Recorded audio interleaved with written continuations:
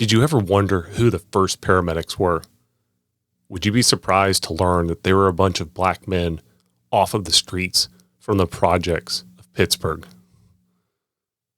This is an amazing episode that I hope you guys stick out for. I interview Kevin Hazzard on his new book, American Sirens, the incredible story of the black men who became America's first paramedics. This is the Ukrainian Fire Chaplain Show. 911. 2-week-old in cardiac arrest. I need EMS on the line. Screaming in the background. They're saying there may be children in the house. Currently in agonal breathing, baby's unresponsive. Go ahead, give me back alarm. 25 in a row. Has a machine gun, another shooter inside the building. Hold traffic, shots fired. Looks like we have a working fire. EMS is sending 2 trucks. Agency assist, EMS and fire are already in the route. Heavy fire on the second floor. People inside. Slavi Isusu Christu, glory to Jesus Christ. This is your host, Christopher, of the Ukrainian Fire Chaplain Show. We have an amazing American Guardians interview series episode for you today.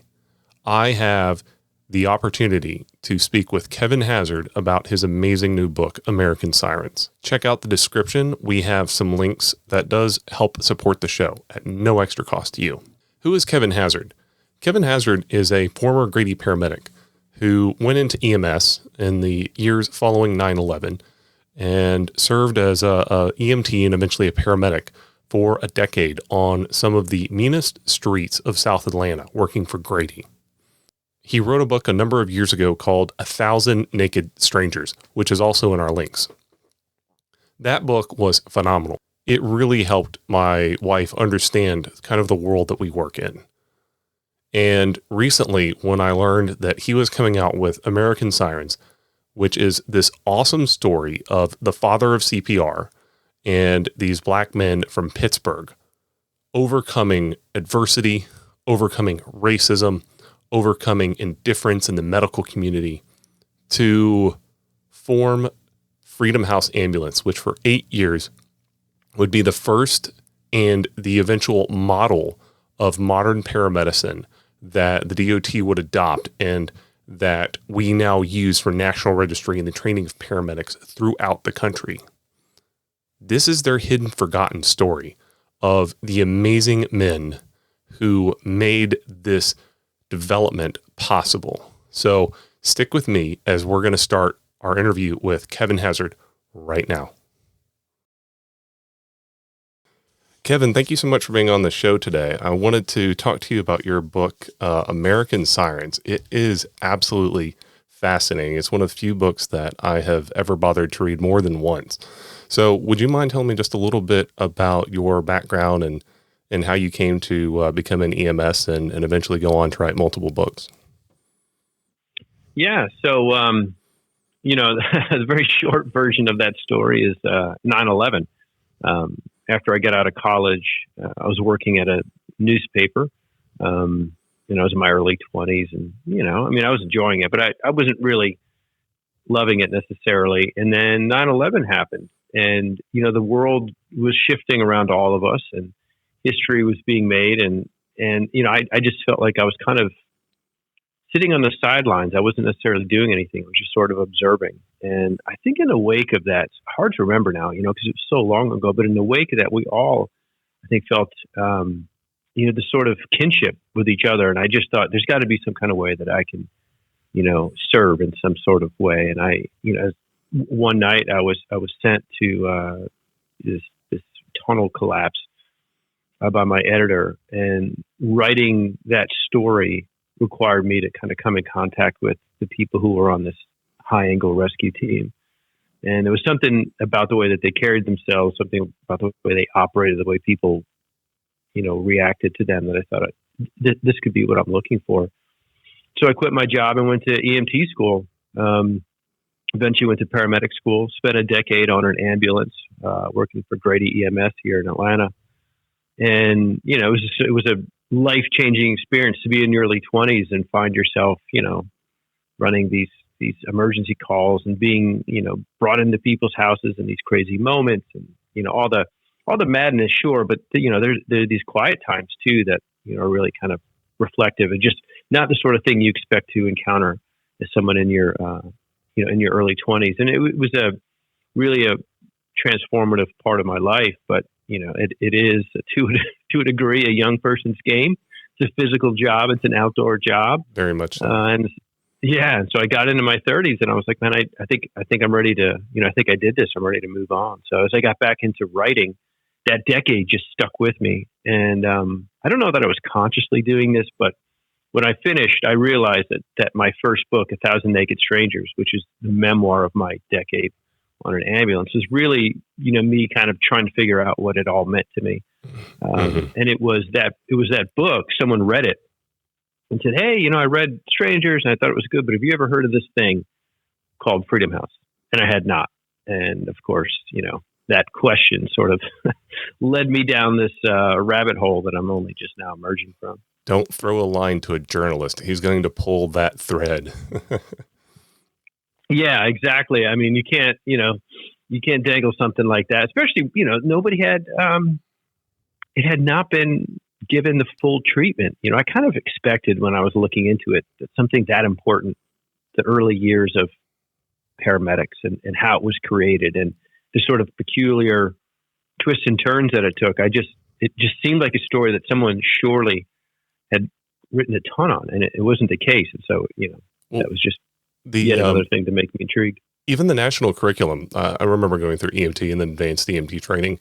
They just kind of talk about, there were carriages and hearses, and then the DOT got involved and they federalized it, and now we have paramedics. But that whole jump was completely bypassed in, at least all of my training that I've seen in emergency medicine, whereas on the fire side, there's all kinds of details about Benjamin Franklin and the Philadelphia Fire Service and the founding of it. There's not this silence over the origins. I know, it's so strange. I mean, look, part of it, let's be honest, EMS is kind of a funny thing.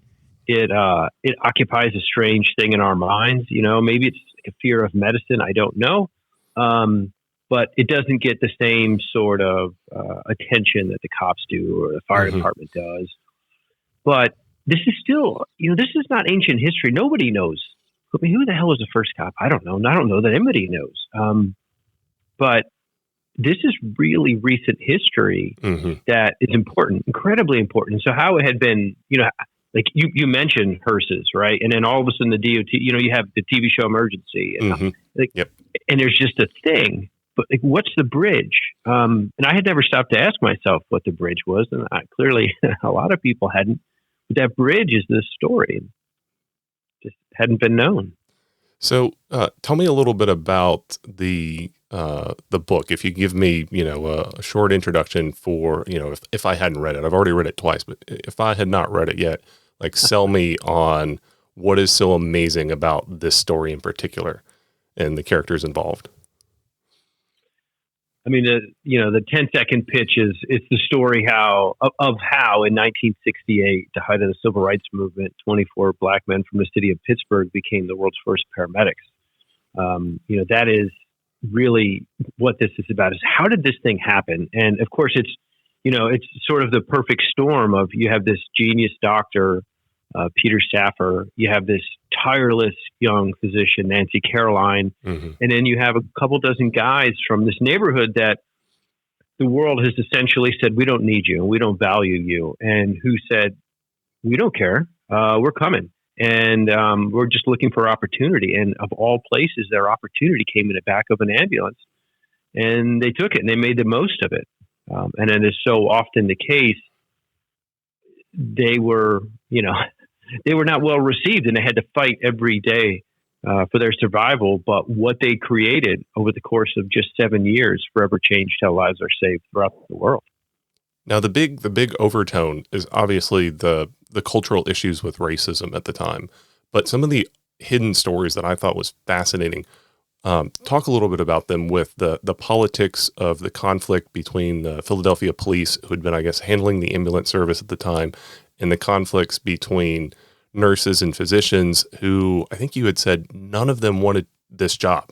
So they literally had to, in a gospel narrative, go drag people from anywhere off the street and bring them into the party, so to speak. Yeah. It's Yeah, Pittsburgh, obviously. But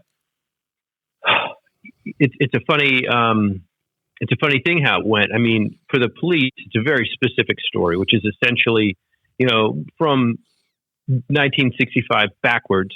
What you have is sort of three options, more or less, depending on where you live in the country. You have funeral homes who respond to your emergencies. You have the volunteer fire department, or you have the cops. And in the city of Pittsburgh, it was the cops. And these are generally older guys, not terribly well trained, who had an old, what you'd call a paddy wagon. If they had any equipment, it was old equipment. And they had, a canvas stretcher, like a World War II style canvas stretcher. And that's who showed up. Well, they didn't provide very good care, as was, evidenced by a number of very high profile deaths, but they were employed. And so when Freedom House came along, they represented, an existential threat to the guys who are working there. This is it. These guys succeed and you lose your job. And so there was a lot of animosity for that reason. There was also a lot of animosity between the police and Freedom House because, these were guys from a low-income minority neighborhood, and particularly in the 60s, there was a very acrimonious relationship between people living in that neighborhood and the police. And of course, the police had all the power, historically had always had all the power, and really bristled at the fact that here were these guys not only taking their jobs, but on emergency calls, kind of telling them what to do, or at least trying to. And so the police pushed back, and there are a lot of instances of, conflicts on scene, which of course, these paramedics are never going to win that fight. So that was an ongoing thing throughout. But, the larger sort of lingering story that has existed for centuries is this story of what do you do in an emergency that takes place outside of the hospital. And the medical community had never had a good answer to that. It tried in fits and starts. And throughout the years, they had put doctors in ambulances. They had put nurses. They had put, just drivers.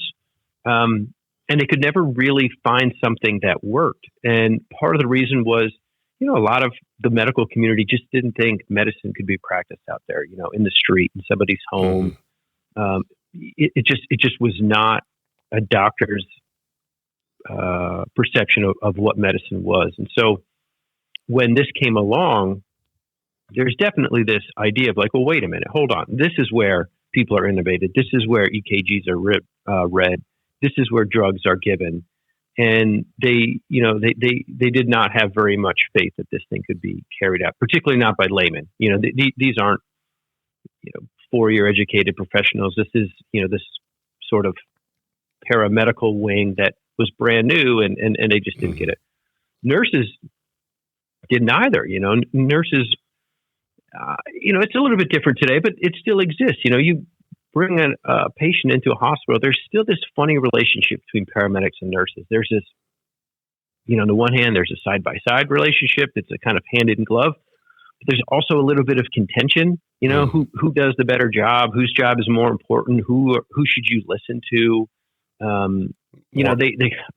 More often nurses are unionized and paid 2 to 3 times for basically a similar scope of practice that, paramedics do.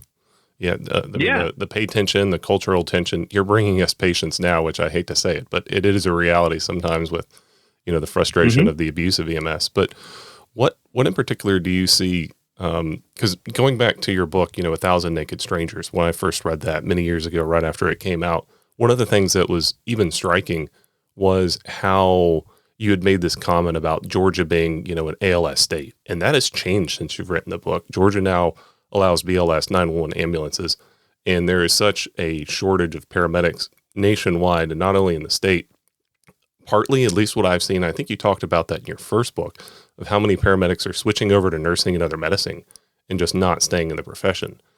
Where do you see, with your book, American Sirens, that, what made Freedom House so successful compared to a lot of the tensions in modern EMS? Do you think it was, I guess, what you called the true believers in your book? Do you think it was that personal community dedication? What do you see as being that, what made them so amazing I think, you kind of hit it on the head. If you talk to the people who worked at Freedom House.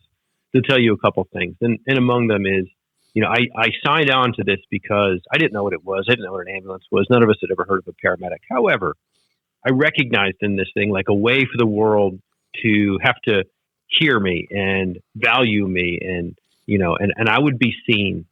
And even if they don't say that directly, that's the subtext of why they got into it. But once they arrived, there was this incredible feeling. I mean, picture it's 1968. These are guys from a neighborhood that, imagine, because the Hill District is not as quite as well known. Imagine Harlem or Watts. Dennis Smith's Burn Baby Burn from Report from Engine Company 82. Yeah. I mean, these are, this is a tough neighborhood, and they just, opportunities did not exist. The newspapers referred to people from there as unemployables. Mm-hmm. And, suddenly you have these guys that, not only are they doing this incredible thing for their own community, but this is an organization that is staffed by Black guys. It is run by Black guys. Essentially, this sort of top to bottom, this Black organization, and the amount of pride that they took in that, and this this feeling that like this was something that they had never thought could happen, and not only was it happening, but they were the ones doing it. So their feelings for Freedom House went beyond simply their patients. Although the other part of that, of course, is their patients, with the exception of when they were running calls downtown, their patients were their neighbors. They had this strong connection to the community. You look at a lot of EMS services now. I've always lived where I worked, mm-hmm. but I was kind of lucky in that regard. When I worked for Grady, there were people who would drive an hour plus to come in who had no connection to the community and didn't understand the community. And you can see that in how they interacted. We've all seen that. You see the guy, whether it's someone from the city in the country or vice versa. For me, it was always someone from the country coming into the city, and they arrived with these feelings of like, oh, this is how people here are. This is how this is going to be. And, there was just no way to beat that out of their heads. And so there was not the same level of pride taken in the job or, investment in the community. But I don't know. You can provide that all you want. If you don't give the person sitting on the ambulance a way to move forward, what do they do when they're in year 10 or 12 or 15? Like if your only opportunity is to become a supervisor, which is a totally different job entirely. I mean, that's why I didn't want to become a nurse. I just thought, well, that's a different job. What you're talking about more is not to be negative on the EMS professional, but to say that EMS, unfortunately, or has this struggle where functionally it's really more of a job than a career. There's no ladder, so to speak. Like once you step out of that role of being a paramedic on the ambulance, it's not like you work for the fire department and you learn all these new trades and all these specialties, but you still operate within the system. It's once you promote off that ambulance, you're in a completely different functional role, and you're either kind of worker or supervisor, and that's about it. There's very little progression other than maybe helicopter medicine or, critical care, stuff like that. But even that's not really so much a progression. Yeah. I mean, how many helicopter jobs are there? I mean, all of us at one time or another have thought, man, that would be a cool job, but there's, incredibly few of them. And I don't know how it is everywhere, but in Atlanta, they pay less because the market is so competitive. Yep. Yeah. So, not a lot of people are willing to do that. So where does that, I think that's a tough thing. I was actually at Grady's training department the other day, and I was talking to the director of training, and I was talking to the new students. And he said, the hardest thing we have to try to get across is to convince these guys that this is a career. But, is it if there's nowhere to go? Like some people probably are listening to this and are, throwing their radio against the wall and saying, well, of course it's a career because they're going to spend their life on an ambulance. Right? It's a career until you run into the traveling nurse in Grady's department like I did last year, having a spouting match with the charge nurse and going, well, he's just mad at me because I make $148 an hour on a state contract and he makes far less than me. And you go, wait a second, why am I on an ambulance? Yeah, I know. It's nuts, man. I remember talking to nurses who had just left Grady and they were over at Children's Healthcare of Atlanta, which is, the big children's hospital here. And they were making, $20 or $30 an hour more than I was. And I was just thinking to myself, man, this is perhaps not a bad gig. What's crazy is with and I don't want to take aside too much, but when my youngest son went into cardiac arrest, we got him back. He was taken by a flight crew to Eggleston, and the CPR, which is the cardiac ICU and cardiac acute care unit.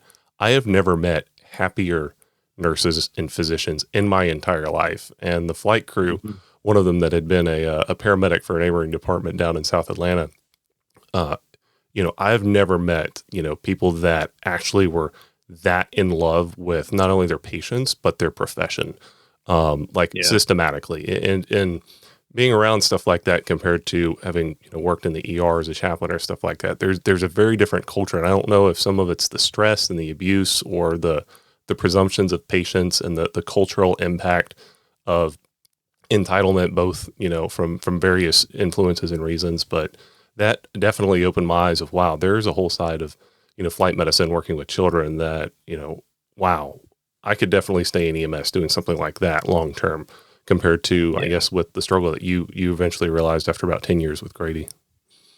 Yeah, pediatrics is the way. I think I've got friends who are on that flight crew, and I know people who work in those hospitals, and they are happy, and they're really, you think about what you have to deal with at a hospital. It's a very different thing with adults versus kids. Totally different job. Now, tell me a little bit. Interestingly enough, I was surprised. So your book, American Sirens, is kind of broken down into 5 books or segments. And I was shocked at how you spent the first 2 books of your work focusing on really the 2 main characters that you look at. One was John Moon. The other one was Peter Safar. And I was shocked that John Moon was actually a Grady baby or an Atlanta native that ended up at Pittsburgh becoming, I think, was he the first or the second class with Freedom House? Yeah, he came after. Okay. So would you mind telling me a little bit about, John Moon? And it looks like you did a lot of the interviews directly with him over a couple of year period. I mean, how does he, look back on his time with Freedom House? Tell me a little bit about him. So like you said, John is a Grady baby. He was born in Atlanta, lived when he was very small in a neighborhood called Buttermilk Bottom.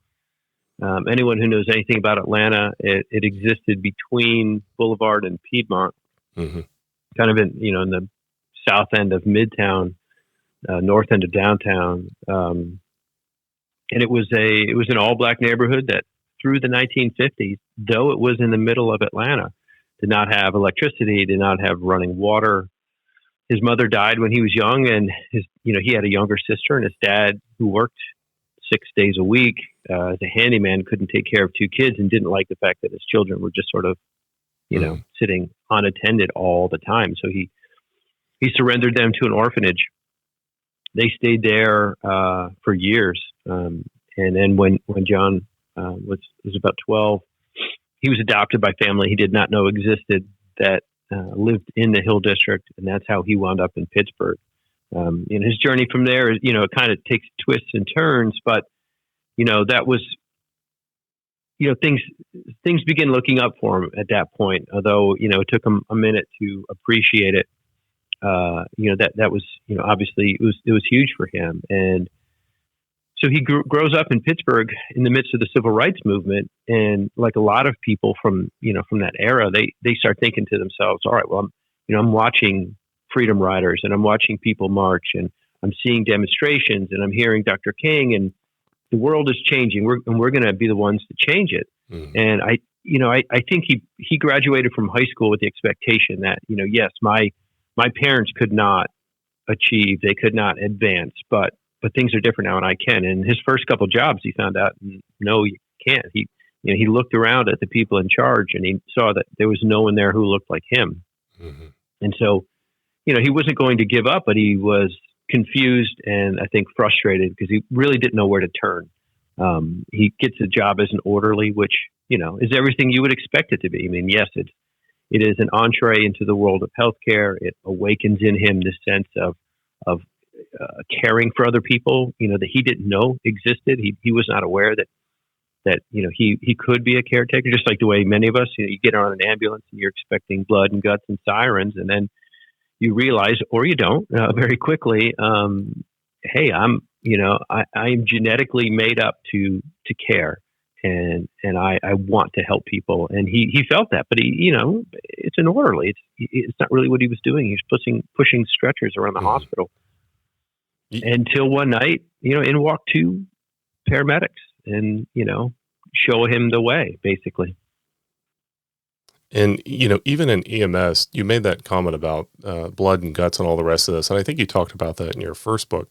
But so much, interestingly enough, is not the chaos, but it's the other aspect of human suffering and difficulty, the struggles that we can't treat from a drug box. Do you would you mind sharing a little bit about the other major character, so to speak, the brainchild in this confluence of events that brought people like John Moon together under, the father of the CPR? Would you mind talking about that other main character that you kind of go into to set the stage for the history of Freedom House later in the book? Yeah, I assume you're talking about Safar. Yeah, Peter Safar. So Peter Safar is this Austrian-born anesthesiologist, came from Vienna, a very educated family. Both of his parents were doctors. His mother had Jewish ancestry, so when the Germans rolled into Austria, their future was kind of a question mark. They weren't exactly sure what that was going to mean for them. Nothing good, go figure, came of it. His father sort of resisted and lost his job because of his mother's Jewish ancestry. She lost her job. And he nearly is drafted into the German army. He has to, smear himself with this chemical that produces this terrible reaction that gets him hospitalized. But it keeps him from being sent to the Eastern Front, which at that point was, that's one of history's great meat grinders. It's practically a death sentence. But he eventually gets a medical discharge and spends the rest of the war in a hospital, finishes his medical school, comes to the U.S. to study at Yale, and he thinks he's going to be a surgeon. And it's there that he encounters anesthesiology and realizes this is a field that's brand new. And this is something that, I could make a mark in. By the early 50s, he's moved to Baltimore, and it's there that he comes across a study that says expired air contains enough oxygen to keep somebody alive. In other words, I can breathe into your mouth and keep you alive. Mm-hmm. And so he knows that, CPR or rescue breathing at the time is, essentially what they would do is you flop a guy in his face, you press on his back, you wiggle his arms, you see if that did anything. Of course, it didn't do anything. Looked like wrestling more than anything. Yeah. It's the most ridiculous thing. And then you do it again, hoping for a different outcome, which of course never comes. So Safar marries that study with what he sees as a totally useless form of rescue breathing, which is essentially trying to compress the lungs so that when they re-expand, oxygen sort of accidentally goes in. Mm-hmm. And he goes into an OR at Baltimore City Hospital on the weekends. They don't operate on the weekends. He gets a bunch of volunteers and he says to them, right, here's what I'm going to do. We're going to go into this empty OR and I'm going to sedate you and paralyze you. And you're going to lie on the ground for 8 hours. And I'm going to use this method, which we know doesn't work.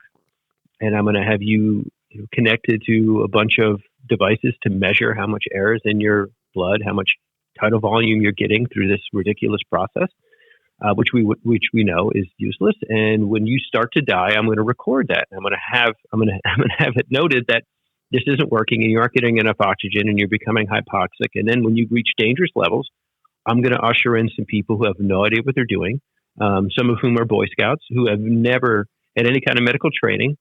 And I'm going to give them a 30-second crash course on how to do rescue breathing, and then they're going to keep you alive for the rest of the time that you're sedated. And where do I sign up? Where do I sign up for this? Seriously, right? Like the worst sales pitch of all time. But that's, I guess, the beautiful thing about medical communities, that there are people who really believe, and so there are people who know he's right and they sign on, thankfully. Makes me wonder about the first hazmat teams. Well, we're going to develop all of these different suits and we're going to put you near all this stuff and we'll see how that works. We're going to squirt all this all over you and just see how it goes. If you melt, we know it's no good. Crash dummies with live dummies. Yeah. I mean, he basically recruited crash test dummies. And, of course, he runs his test. He does 40 of them. He gathers all of his data. He presents it to the world in Los Angeles. And that's it. People see it, and it is immediately recognized as the success that we know it to be. He pairs that with chest compression, and boom, in one fell swoop, you have CPR. Travels around the world, teaching people, proselytizing, and could have retired right there and been a wild success by any measure, but he doesn't. He then moves to Pittsburgh. So you have this guy who, narrowly escapes World War II, and he emerges with the sense of like, well, if I survive when millions died, then I need to make my living worthwhile. So I need to do something. And you would think creating CPR would be enough of a something, but for him, it's not. He needs to keep going. So he's driven. He's clearly brilliant. He's fearless. He's now in Pittsburgh, which, as we've said already, is a city where emergency pre-hospital medicine is handled by poorly trained, poorly equipped police officers who, should they pick you up, will put you in the back and close the doors and sit up front, and you will ride and or die alone in the back. Glorified taxi service. Glorified, I mean, by any measure, yeah. I'm sure there's probably people making some comments right now. Well, isn't that what EMS is anyway? That's why do we sign up to take all these people? They can just drive themselves to the hospital. No, yeah, there's actually a reason. There's certainly, the taxi joke is as old as the ambulances for sure. But this was legitimately we don't care, we don't even sit next to you taxi service. Safar knows that, and he sees what's going on. He's sort of lived through a very personal tragedy, and there's a very famous guy in the city of Pittsburgh, a former governor, a former mayor, who dies publicly, largely because the care that he did not receive while the police were transporting him. So there's all this evidence. The city is aware of the evidence. The white paper has been published. And so the world is kind of aware that there's a problem, but nobody has an answer. Safar being Safar says, fine, I've got an answer. I'll do this thing. And so he writes the curriculum, and an 8-month paramedic training course, complete with rotations in the ER, the OR, the ICU, the morgue, OB. I mean, anything is equally intense to what you would find today. He has no people to do it because, again, this job doesn't exist, but he's got the training course. He redesigns the ambulance. I mean, this is a really robust proposal. He just needs people to do it. And interestingly enough, it seems like his paramedic course, like a lot of modern civilian paramedicine, is far more intense than Army or Navy medicine, whether it's the corpsmen or the medics. And part of that, would you say, is that, and you talked a little bit about this with the history of the transition from emergency medicine being adopted by certain military models and influenced in its development there, that a lot of the military medicine deals with young 20, 30-year-old healthy combat fighters, which has very little to deal with a lot of medical problems. Mostly it's trauma.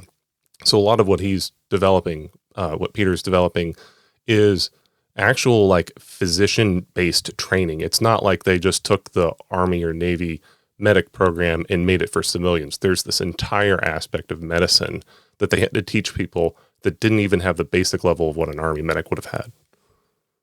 Oh yeah, it's far from a civilian analog to the military model.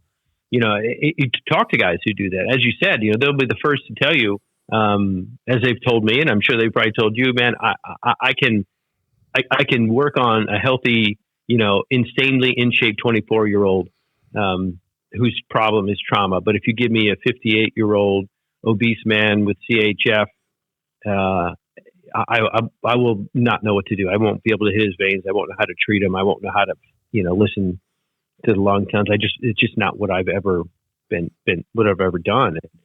So that's not really what he's, obviously part of the white paper is explaining that, hey, like these traumatic deaths are so frequent that they're becoming, the sort of epidemic in America, but that's really not the only goal. This is a broad spectrum thing, like Belfast had a program prior to Freedom House, but that was, a cardiology program. There are here and there's, very sort of pinpoint things where someone said, hey, we can fix this problem. It's usually trauma or cardiology.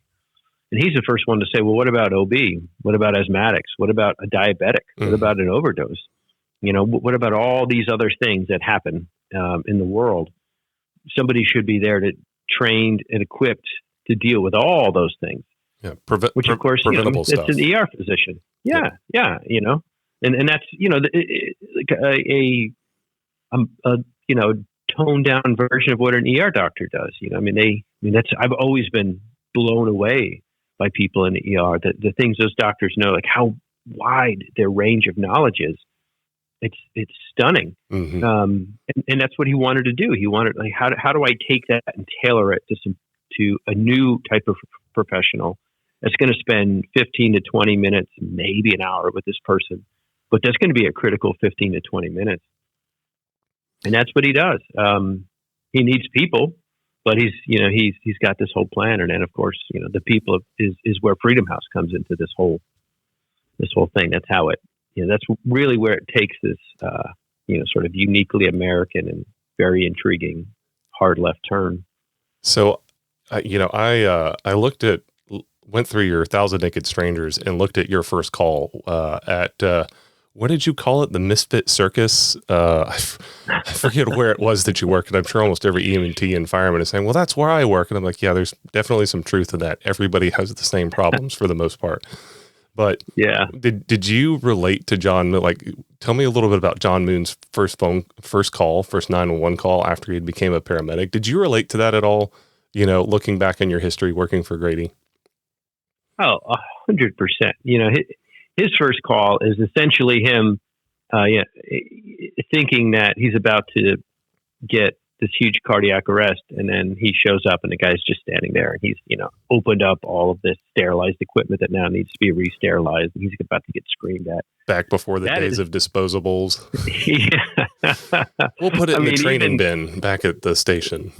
Yeah, even the ET tubes, they would wash out and reuse. So that notion of knowing when to treat, I think we all go through that. Your first call, you think, man, I'm going to show up and I'm going to be everything, from page 1 to page 300 in the textbook. I'm doing it all. And you get there and a person's sitting on the sidewalk and you have, you're like, and somebody says to you early on, I've got chest pain, I've got this, I've got that. And you start going nuts. And you get to the hospital and they're looking at you like, why did you do all that? Isn't it just a dude who's got nothing wrong with him, who's complaining of this? But,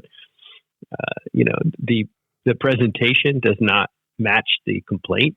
And he had not learned how to decipher between those two things yet. That's, to me, that's more than anything. That's what experience, teaches you. It shows you which people don't need to be treated and which ones do, like understanding the index of suspicion and when to jump and when not. And of course, he had no clue when to do that yet. And, when he told that story, I 100% understood that. We've all been there. Talk to me a little bit, if you would, about some of the struggles. I know towards the end of your first book, 1,000 Naked Strangers, you looked at, the difficulty and man, I related to it so much where you had just had a newborn and you were coming home from the night shift at Grady and getting a couple hours of sleep and then being stay-at-home dad. And tell me a little bit about the family struggles that you saw in EMS.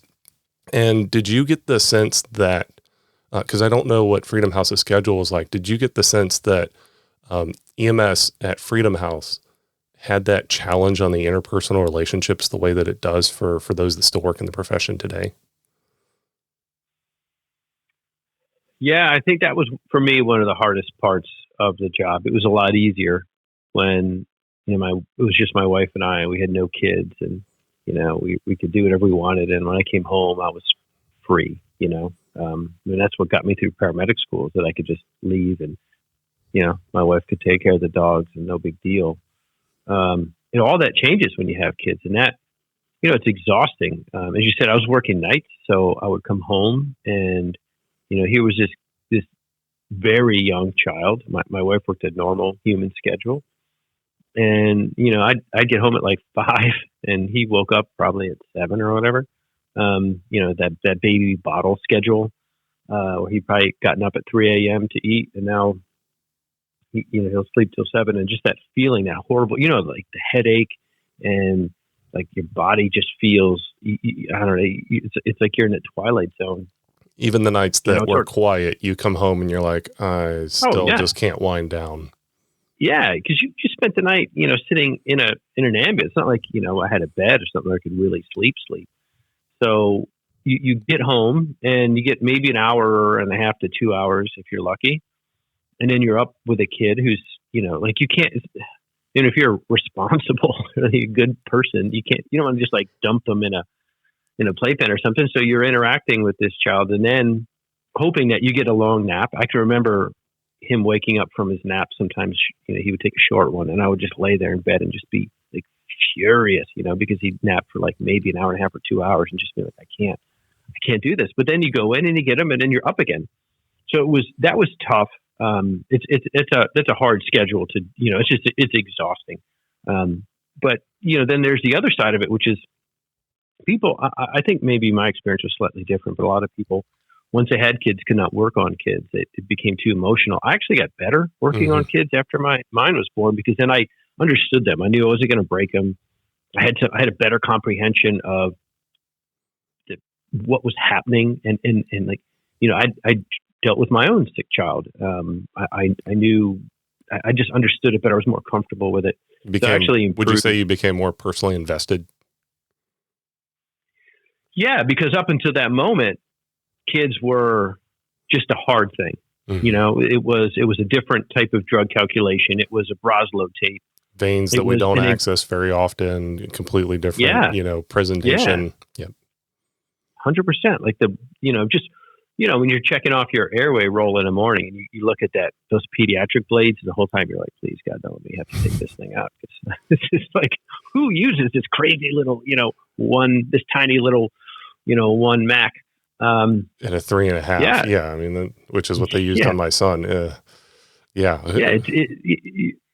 It's terrifying. The prospect of it is totally terrifying. Like I can remember on quiet days, I would flip out. All of a sudden, it would just hit me like, oh my God. I'm gonna get a pediatric, I'm gonna get a bad pediatric asthmatic or a pediatric arrest, and I've got no idea what to do. And so I would just flip through my protocols and read the pediatric section. I mean, there's this some people can remember numbers. I can't. There's this one paramedic I know. I think he worked 6 or 7 pediatric arrests his first year after getting his paramedic numbers. Oof. And very well seasoned. I would definitely want him working on my kid. But in pediatrics, so little of 911 EMS percentage wise is young infants or very young adolescents that it's something we can easily fall out of practice on if we don't take it personal. Oh yeah, it's hard. Would you mind sharing a little bit what you thought that you had written about with the 3 types of EMS professionals? And I know this is going to trigger some people, and I know this is going to give a lot of people a laugh that haven't read this in the book yet, where they're going to go, oh, I know so-and-so, you're in this cat. What are your, just the oversimplification, the 3 types of people that work in the profession? What did you call them and talk about them a little bit? Yeah, I mean, it's certainly an oversimplification. It's a shorthand, but when you first get on an ambulance with a partner you have not worked with before, you have that conversation. We've all had that conversation. What are you doing? How long have you been doing this? And we're feeling each other out. You want to know, like, is this person going to be there if all hell breaks loose? Or if it doesn't, are they going to be fun? Like, is this going to be a terrible 13 hours? So I had them broken into 3 categories. One is the true believer, as you mentioned. And this is that person who watched Emergency as a kid. This is that person who has waited their entire life to be on an ambulance. That person who you see them out at a restaurant and they have on, EMS pants. They're wearing a duty belt. They have like a t-shirt, a normal person t-shirt tucked into their jeans with the duty belt and probably work boots. Like those EMS people who just live it, they breathe it, they love it, they cannot escape it, they don't want to escape it. Mm-hmm. They genuinely, if they could survive doing it for free, they would do it for free. Yep. Yeah. I mean, they just, every aspect of this job is just, it defines them, and they genuinely believe in what they're doing. The other end of that spectrum I refer to as killers, and these are those guys that, they get a refusal on everything. These are the people who are always looking for a reason not to work a code. The ones who, do the absolute bare minimum at all times, are always trying to slip someone on the bench. These are the people who will get you fired in a hurry if you're not careful. Mm-hmm. Because, when they're teching the call, it's so easy when, on a double medic truck, the other medics turn to tech and he says like, oh, I'm just going to put this one on the bench. It's so easy to like, well, it's his call, but not really. It's not his call. It's everybody's call. And if that's something not what the goes lawyers wrong, are going to say. Yeah, totally. Weren't you the senior medic, or didn't you object at all during this? And just imagine the jury's face is right there. Yeah. Totally. Yeah, you're done right there. Like you do not come back from that.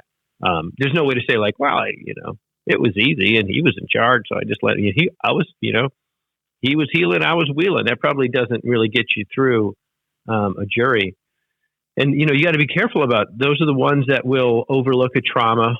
I don't want to, this is back in the backboarding days. I don't want to backboard this guy. Let's just put him in. And it's, there's the car that hit the telephone pole and they're like, well, he's already walking. So, and then you come rolling into the ER and 20 minutes later, the guy's posturing and everybody wants to, look at the trip report and find out who brought them in. Those people are dangerous and we all see them, like you've worked with those guys. We have all worked with those guys. And it gets more challenging now that there's so many more basic or advanced EMT ambulances and you talked a little bit about this in your book, American Sirens, where, the fire department or a lot of fire department culture sees the ambulance as a punishment. And part of that was because the ambulances and the fire departments were glorified taxis. You didn't get in on the action. You were just a shuttle. There was no real care being provided. There was no mission there other than just being a driver. But with this, there's this challenge because there's often the question now of, well, is this something a paramedic needs to ride in or not on? And that's a whole emerging side, given that, even I'm trusting you're absolutely familiar with Georgia even now having, EMRs where you're not even a licensed EMT. You're just given a 1-week crash course to drive an ambulance because by state law, you have to have a licensed individual. Both people on the ambulance have to be licensed. So they don't have enough EMTs and paramedics. So we take glorified taxi drivers, put them through a course, and now you're on the ambulance too as a licensed individual. And what do you do as, working with a profession of, oh, well, do I ride in with this person or not? Are they stable or not? There creates this whole transfer of care, which was less ambiguous when like you talked about double medics, but even you mentioned, I think, that double medics are an anomaly in most of the private services. Most of the private companies don't want to pay for that. You don't see it very often for obvious reasons. I mean, do you need 2 medics? You don't. Like most of the calls I ran were it was just me and an EMT. But I'm with you when I think DeKalb County, which is one of Fulton counties, which is where Atlanta is, Fulton County's immediate neighbor. They had this system where it changed, but when I first started, DeKalb EMS ran their calls. Then they merged with DeKalb Fire, and all those guys went over. All those paramedics went over to DeKalb Fire, and they had this like an AMR. I don't remember. It might have been AMR for all I know. Basic service, and these were a pair of intermediates that very specifically were there for the BLS calls. And I would talk to those guys like, what is this like? What do you guys think of this? And they were pretty autonomous, and so some of them really liked it. They kind of felt like pirates. They were out there running around, but they would acknowledge, man, you have no idea how often some tired fire medic at the back end of a 24 dumps a chest pain on us, and we have to go rolling into the hospital with an untreated chest pain and get screamed at by the doctor. So, you open yourself up to that, and so I cannot imagine in a place where level of care dips below a basic, which we didn't have when I was here. It was intermediate, and I know the intermediate has been replaced by the advanced, and then now there's all these basics everywhere, and everything has changed. But I don't know. It's kind of a nerve-wracking thought that you would be, that somehow we've slid backwards. Now, what about what was this other third category that you called the people that work in EMS? That could fall into. You had the killers, the true believers, and what was the third category? Yeah, the third was tourists. And you also know these people. These are the ones who, how many guys are there that work, like at a landscaping business or something. They have some small company and they needed the benefits or the schedule. They got into this. Yeah. They needed something that would work, or that thought this would be intriguing. I was certainly one of those people who, kind of backed into it one way or another and found it interesting enough to stick around, but was not, driven on a molecular level to be on an ambulance. It was just something I happened into. The problem is it's like this really intense field that, invites you on occasion into shootings and deaths and just really bizarre, crazy, I cannot believe I'm standing here moments that hook you in. And so if you kind of just backed into this thing, suddenly you find yourself like, wow, this is like so interesting. And I'm in all these cool places and I'm cruising around in an ambulance and there's me and the cops at the scene of this murder. And I'm walking around this person's house and you can, those kind of, you can float along in this job in the way that you can't in many others on the current of that, the potential for that sort of excitement and weirdness and fun. And to have your friends go, man, tell me something crazy that happened. That definitely, I had a stretch where that was 100% what I was doing there. I was just sort of enjoying the weird. Which is not what people deserve, of course. And I think you rightly noticed that, depending on the day, depending upon the stressors, all the personal influences, it can be easy to go back and forth between these overgeneralizations as far as, even if we're not killers, you can still have that mindset of, oh, that call came out at 10 minutes till or something like that. There's that temptation to want to, even if your service and everything that you're doing is everything it should be, that kind of reluctance of an attitude and stuff like that, that temptation to deal with other people's problems, as you had mentioned, many of them, which, are not treated out of a drug box. Yeah, completely. I mean, there's a fine line between, everybody, like hearing your friend get dispatched to a cardiac arrest near the end of his shift at a country club, knowing like, oh my God, that's going to be the worst call of the week. And so people kind of start like keying up their mics just to make a bunch of clicks and buzzes to kind of like laugh at him from afar. And saying to yourself, I genuinely will not work this call as it needs to be worked. Like it that sounds like a long way to travel. It is not that long of a way to travel. And you can, depending on how your day's going, depending on how your patients have been treated, what the weather's like, on a cold, rainy day when you are not in the mood and you're soaking wet and it's just, everything's just blah. And you're running one crap call after another and you're late yet again. It's just, it can wear you down. And so when you catch a call like that, you're like, please God, let this guy be stiff, and you sort of catch yourself like, man, is that where we are? I had this one call, I will never forget. It was like, caught me in one of those sort of days. And it was a guy that we picked up all the time. And he was just an unnecessarily mean human being. He was just always a jerk to everybody. And so I was expecting it. And the job kind of provides armor. You allow things to happen that you would never allow to happen in real life. And so, normally when this guy was a jerk to me, it would just roll right off my back and I would think nothing of it. But every once in a while, someone like penetrates the armor and you react as you would in real life. Or somebody, sort of getting mouthy with you. And this guy, he just sort of spun out. I don't even remember what he said, but he did his usual thing. And it caught me that day. And I, turned around and we kind of started getting into it. And, a few sentences into this, like us yelling at each other, I stopped and I'm looking at this, this guy who's sitting on the stretcher and, he's not, I've got no business, arguing with this guy. And so we get quiet for a few minutes and then I asked him, I was like, man, I got to be honest with you. Every time I pick you up, you're like this. What is the deal? Why are you so angry? Why are you so bitter? There's no, like, it doesn't have this doesn't have to be how the interaction goes. Like this could be so much easier. And, he just goes, well,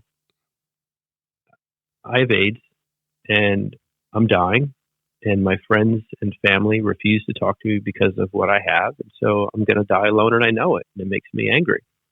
Yeah. And you want to talk about being made to feel small. I'm 27, 28 years old. I've never been trained to deal with that And I have just allowed myself to get sucked into an argument with this guy. But so we just started talking, and I don't know. Those are those moments, like those are those things that kind of check you.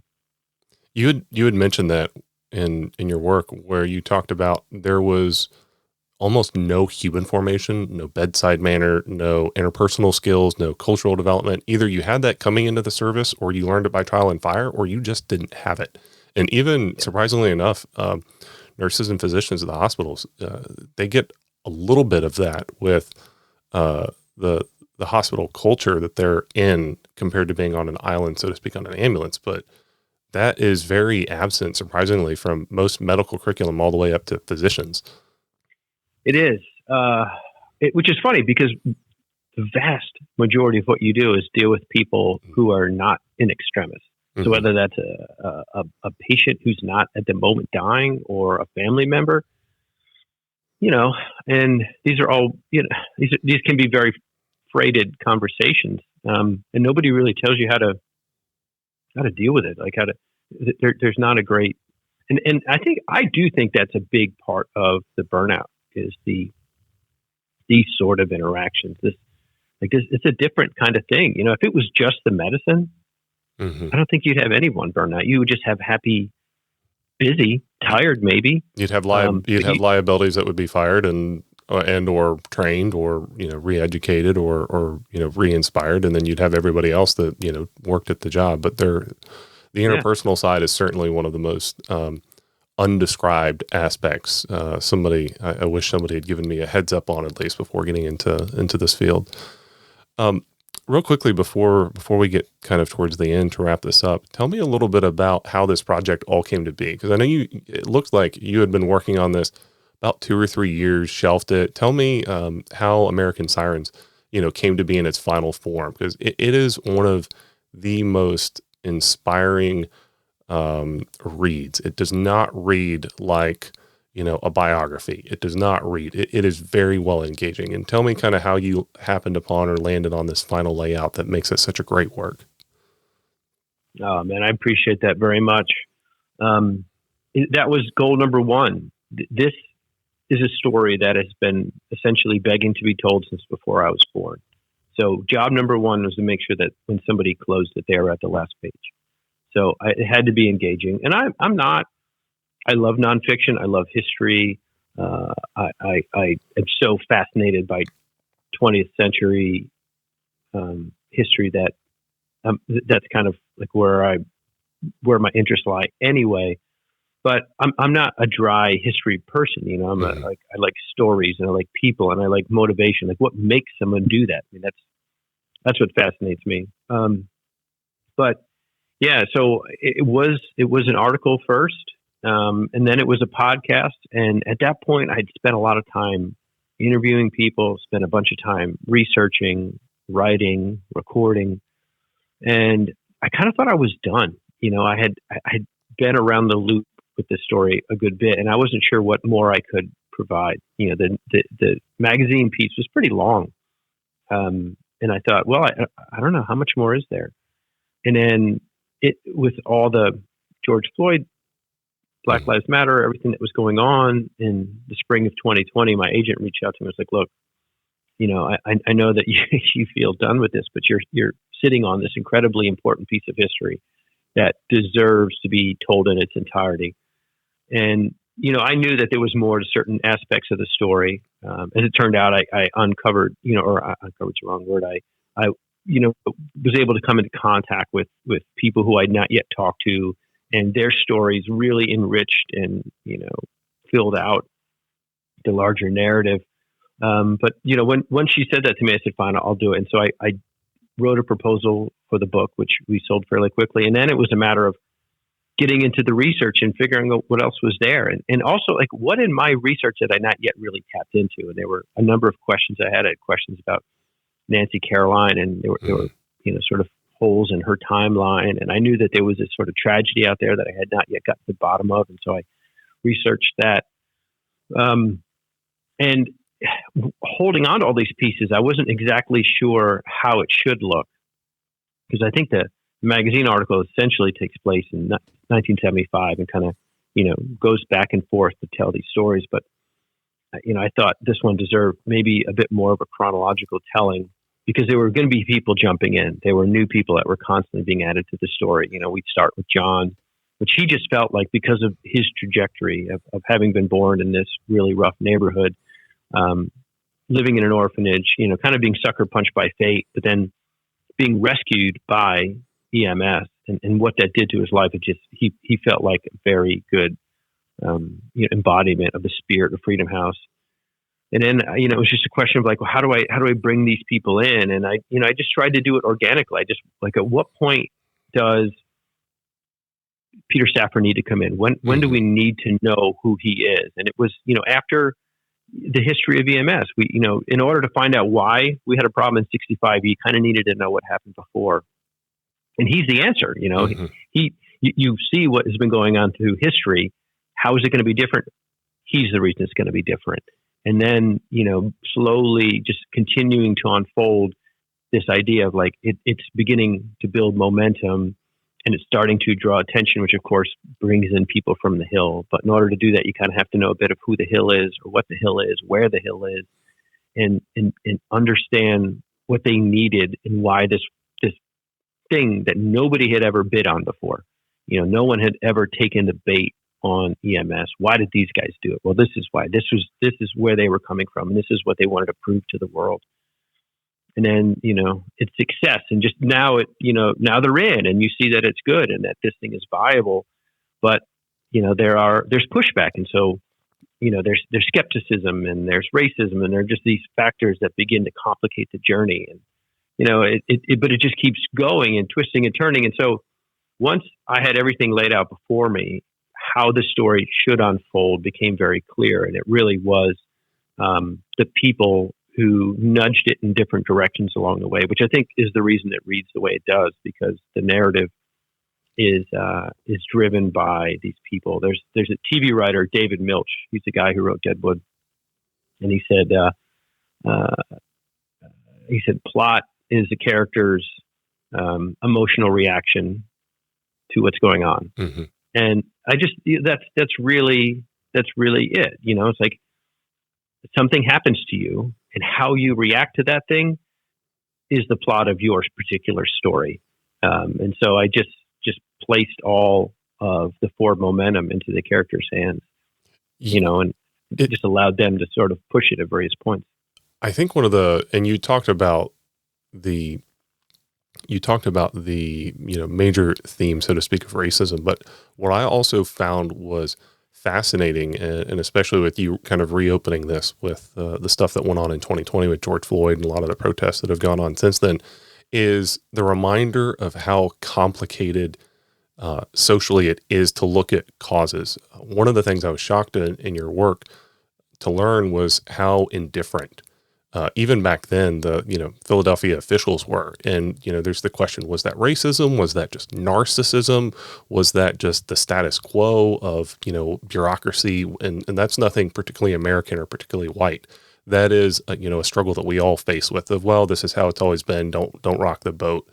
But I think that even though obviously the cultural issues with the civil rights movement in the late 60s were key, the takeaway that I got from your work was not so much that we should be angry about this, but that we should be inspired by these amazing men, these amazing Black men who really showed us that the dream is to put the value and the judgment on a person's character and not on how they're somehow other than us, regardless of what that other than us is, whether it's narcissism or racism or religious bias or cultural bias, or you're from Jersey and I'm from New York is one of my favorite lines. Yeah. I was talking to someone who'd read the book, and she grew up in Cleveland, and, said, I remember the Huff riots. And we just thought, well, what's wrong with those people? Why are those people doing that? What's the matter with them? Of course, the police should be putting this down. The Huff riots is something that I discussed in the book, as sort of give context to what had happened to the Hill District. And once she read the book, she said, now I look at that history and I realized, oh, that's why they were so angry. I didn't know what had happened to them. And, I think you need to put these sort of things into context in order to be inspired or to be inspired by what people did, because otherwise, you're right. It just looks like, simply saying like, oh, well, there's this unbridgeable divide between white and black, between me and you, between Jersey and New York. We should be angry about it still. No, I don't think that was the takeaway. I think the takeaway is that we should be saddened when we find this, wherever this is. Be honest about it, and put first things first, which is the value on character and service and virtue. 100%. And if you look at what they did and the tremendous contribution that they made in the face of everything, I don't know how that cannot be inspiring. How, the tremendous grace that they showed throughout the course of their career is, I don't know if there's another word besides inspiring. I'm not entirely certain what it is. It's, it's a wonderful, it's an incredible piece of history that only becomes richer when you understand the full story and you put it into its proper context. And, you bring out these various issues of race and all those things, because then you can see, like, we are creating our own problems, and here's a roadmap for how things can be fixed. And you're right. It's the whole, judging someone by the content of the character, not the color of skin. Like that is one of those lines now that almost feels trite because it's been said so many times. But really, isn't that what it's all about? Like, are you a good person? Am I a good person? Do your intentions match your actions? I thought it was. Those are the things we should be looking at. I thought it was interesting. You drew attention to a number of Catholic organizations that really supported aspects of this development, and I don't remember the exact specifics, but Catholics, myself as an Eastern Greek Catholic, but even Roman Catholics, they have typically fit in worse than sometimes than blacks, because at least often blacks in America had that kind of similar Protestant culture. And I thought it was very interesting that you drew some attention to a couple of Catholic organizations that really were on board with aspects and the good aspects of the civil rights movement, in that push for kind of like overlooking this divide socially that still lives with us today in these very different aspects. I'm not sure today where everybody stands on that stuff, but I know when I was a kid and what came before me, I come from Roman Catholic people, and they were all Irish and Italian who hated each other. Right, who hated each other completely and were hated by everybody else. Yes. Nobody thinks of it now. You say an Irish name, no one thinks about it. But 50, 60 years ago, the reason it's called a paddy wagon is because a paddy was a derogatory nickname for an Irishman, and a paddy wagon was what you're going to go and you're going to round up a whole bunch of drunk Irish and you're going to toss them into this wagon. So it became known as the paddy wagon. Italians were these sort of seedy, Careful, you're talking about my wife there now, who's part Italian, who's part Italian and part Polish. Figure that one out. Oh yeah.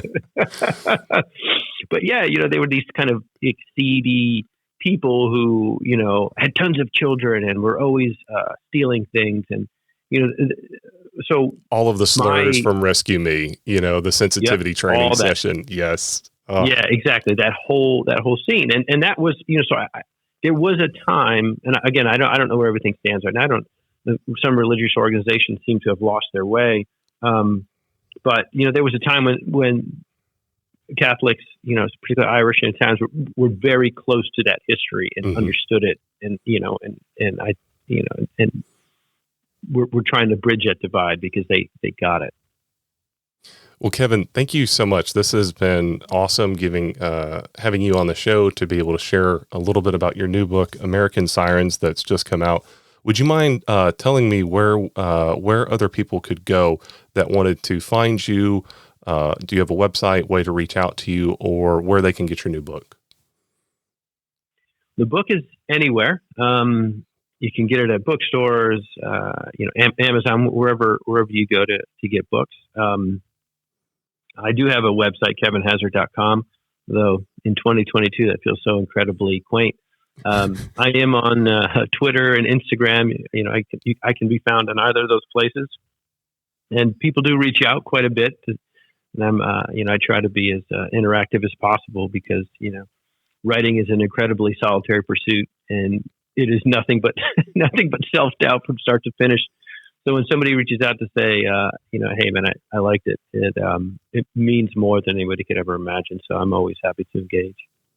Awesome. Well, Kevin, thank you so much for your time and coming on our show again. Thank you. I really appreciate it. This is your host, Christopher. If you like today's episode, give us a thumbs up and subscribe. Also, click the bell for notifications on future content. If you haven't already, check out our website, theufcshow.com, ways that you can support us and find us on other platforms. Until next time.